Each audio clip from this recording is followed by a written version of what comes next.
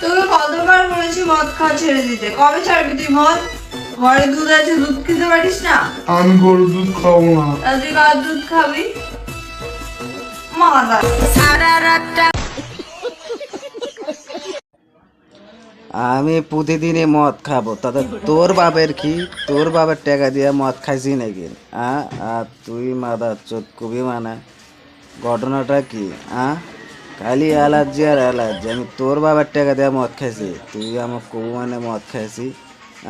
কাহিনিটা এইরকমই হয়েছে ভাই। ওইখানে দেখেন মানুষ যে কত ধরনের নাটক জানে ভাই টিকটক করার জন্য, এটাই তো বুঝতেছি না ভাই।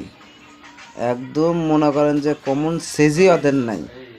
দেখুন ওদের একটু এই টিকটকের জন্য স্বামী কীভাবে গেল ফেললো, অ্যালার্জি।